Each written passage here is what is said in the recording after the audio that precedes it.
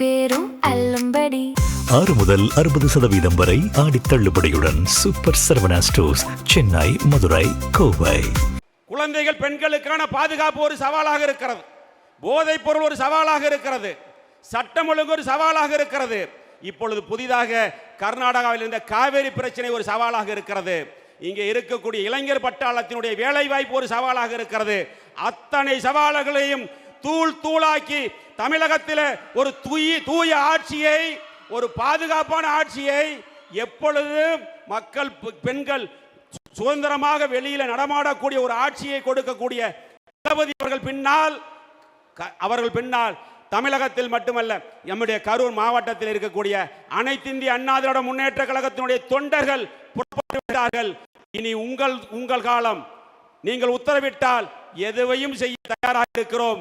தளபதியினுடைய கரத்தை வலுப்படுத்த உங்கள் உயிரை கொடுத்தாவது அதை செய்து காட்டுவோம் என்று இந்த நேரத்தில் அன்போடு தெரிவித்துக் கொண்டு, இனிமேல் கரூர் மாவட்டம் தளபதியினுடைய கோட்டை என்பதை நாங்கள் நிரூபித்து காட்டுவோம் என்பதை இந்த நேரத்தில் இருக்கிற இளைஞர் பட்டாளம் உங்களுடைய அனுமதியோடு அந்த உத்தரவாதத்தை கொடுத்து, தலைவர் முன்னால் ஒரே ஒரு கோரிக்கை இருக்கிறது, அதை மட்டும் சொல்லிவிடுகிறேன். தமிழகத்தில் ஒரு புரட்சியை ஏற்படுத்திய தலைவர் புரட்சி தலைவர் எம்ஜிஆர் 1972 இயக்கம் ஆரம்பித்த பொழுது அரசியல் நோக்கர்கள் சொன்னார்கள், விசில் அடிக்கிறவங்களை வச்சுக்கிட்டு அரசியல் கட்சியை நடத்த முடியுமா என்று கேட்டார்கள். அதற்கு பதில் சொல்லிய தலைவர் புரட்சி தலைவர் எம்ஜிஆர் 1977 ஆட்சிக்கு வந்த பொழுது சொன்னார்கள், அவர்களால் பொறுக்க முடியவில்லை. அவர்கள் சொன்னார்கள், திரையுலகிலே இருந்து வந்தவருக்கு ஆட்சி நடத்த தெரியுமா என்று சொன்னார்கள். ஆனால் அதே புரட்சி தலைவர் எம்ஜிஆர் தான் இருக்கின்ற வரை 3 முறை தமிழகத்தினுடைய முதலமைச்சராக இருந்து சரித்திர சாதனை படைத்து இந்தியாவை திரும்பி பார்க்க வைத்த தலைவர்.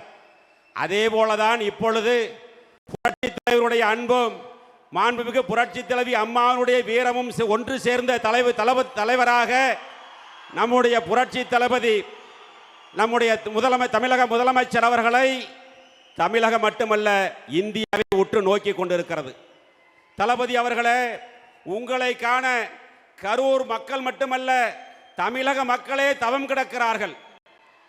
இங்கே இருக்கின்ற இளைஞர் பட்டாளம் இன்றைய இருக்கின்ற இளைஞர் பட்டாளம் மட்டுமல்ல, இன்னும் வரக்கூடிய இளைஞர் பட்டாளமும் சேர்ந்து வரக்கூடிய இளைஞர் பட்டாளமும் உங்கள் பின்னால் தான். ஒரு சின்ன பையன் என் பேரன் கேட்குறான், இவ்வளோதான் இருக்கிறான். நான் போன நேற்று, தாத்தா எங்க கட்சிக்கு வந்துட்டீங்களாமல்லங்கிறான். என்ன வயசு? 3 வயசு இருக்கும். தாத்தா எங்க கட்சிக்கு வந்துட்டீங்கிறான். இன்னொரு பையன் கேட்குறான், ரோட்டில் போகிறேன், மாமா எங்க தளபதி கட்சிக்கு வந்துட்டீங்களாமல்ல, வாங்க வாங்க அப்படிங்கிறான். அதனால தான் சொல்றேன், இனிமேல் தளபதி ஆட்சி தான் தமிழகத்தில், என்றுமே தளபதி ஆட்சி தான். அதிமுகவில் அனைத்து இந்திய அண்ணா திராவிட முன்னேற்ற கழகத்தில் மாண்புமிகு இதய தெய்வம் புரட்சி தலைவி அம்மாவுடைய கரத்தை வலுப்படுத்துவதற்காக எண்ணற்ற தியாகங்களை செய்திருக்கிறோம். அவரை நிரந்தர கழகத்துடைய நிரந்தர பொதுச் செயலாளர் என்று சொன்னோம். அதே போலதான் இதே மேடையில் சொல்கிறேன், தமிழகத்தினுடைய நிரந்தர முதலமைச்சர் நம்முடைய தளபதி அவர்கள். இயக்கம் ஆரம்பித்து 2 ஆண்டுகளில் தமிழகம் மட்டுமல்ல இந்தியாவையே திரும்பி பார்த்த வரலாறை படைத்த தலைவர் நம்முடைய தளபதி அவர்கள். அவர்களுக்கு முன்னால் ஆட்சிக்கு வந்திருக்கிறார். ஆனால் இதற்கு முன்னர் ஆட்சியில் இருந்த தீய சக்தி திமுக விடியலை தருகிறேன் என்று சொல்லி அவர்களுக்குத்தான் விடிஞ்சது, தமிழக மக்களுக்கு அல்ல. பணம் மட்டும் இருந்தால் போதும், அதிகாரம் இருந்தால் போதும், ஆட்சிக்கு வந்து விடலாம் என்று மனக்கணக்கு போட்டவர்களுடைய மனக்கோட்டையை தகர்த்த தலைவன் இந்த நம்முடைய தலைவர் அவர்கள். ஆட்சி அதிகாரத்திற்கும் வேலை இல்லை, பணத்திற்கும் வேலை இல்லை, அன்புக்கு அடிமை என்பதை நிரூபித்த இளைஞர் பட்டாளம் இருக்கிறது. நீங்கள் உத்தரவிடுங்கள். உங்கள் பின்னால் ஒரு எளிய தொண்டனாக உங்கள் பின்னால் இந்த இயக்கத்தை கழகத்தை வலுப்படுத்துவதற்கு இரவு பகல் பாராமல் போராடுவோம். அதில் எந்த மாற்று கருத்தும் கிடையாது. எனவே தமிழகம் என்பது இனிமேல் தளபதி கையில் தான் இருக்கிறது. தளபதி ஆட்சிக்கு வந்திருக்கிறார். நிறைய சவால்கள் இருக்கிறது. போன தீய சக்தி திமுக ஆட்சியில மிகப்பெரிய பொருளாதார நெருக்கடி இருந்தது.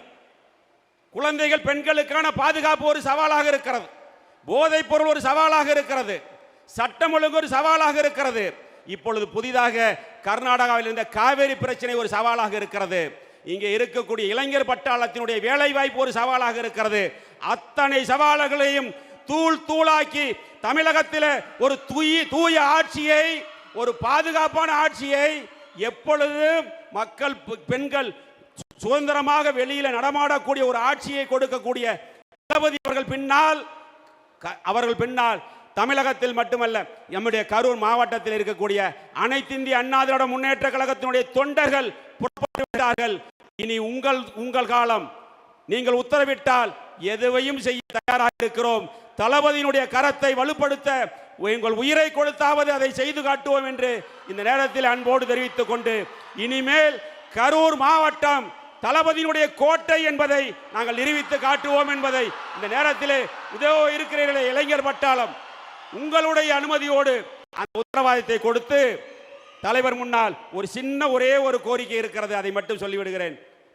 சென்ற திமுக தீய ஆட்சி காலத்தில் அறநிலைத்துறை என்று ஒரு துறை இருந்தது. அதற்கு ஒரு அமைச்சர் இருந்தார். அமைச்சர் இருந்தார். முன்னாள் பெருந்தலைவர் காமராஜர் ஆட்சி காலத்தில் 1963 to 66 ஆட்சி காலத்தில் இனாம் ஒழிப்பு சட்டம் என்று ஒரு சட்டம் கொண்டு வந்து அந்த கோயில் இனாம் நிலங்களை உழுதவர்களுக்கு, குடியிருப்பவர்களுக்கு பட்டா போட்டு கொடுத்தார்.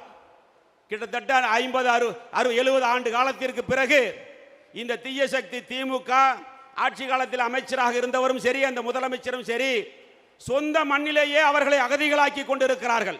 அதுவும் குறிப்பாக கரூர் மாவட்டத்தில் அவர்களுடைய வீடுகளை சீல் வைப்பது, காலி செய்வது, அவர்களுடைய நிலங்களை அபகரிப்பது என்ற நிகழ்வு நடந்து கொண்டிருக்கிறது.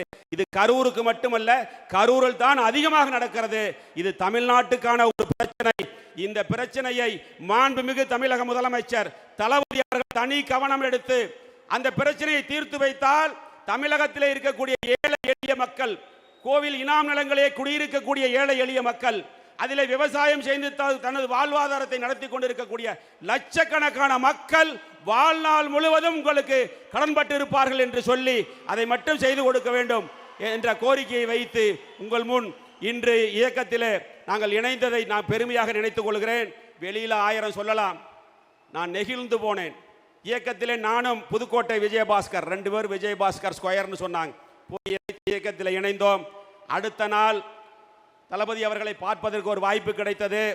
மேடையிலே சென்று 2 மணி நேரம் சால்வை வைத்து ஒவ்வொருவருக்கும் 4 போட்டோ எடுத்தார். நான் பார்த்ததே கிடையாது.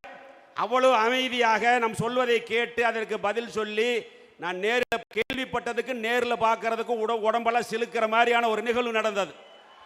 அது மட்டுமல்ல, 2வது முறை ஒரு போட்டோ எடுக்க வாய்ப்பு கிடைத்தது. ஒன்னே ஒரு ஆசைப்பட்டேன், சார் என் தோளில் கை போட்டு ஒரு போட்டோ வேணும்னு கேட்டேன். உடனடியாக அதை செய்து கொடுத்தார்.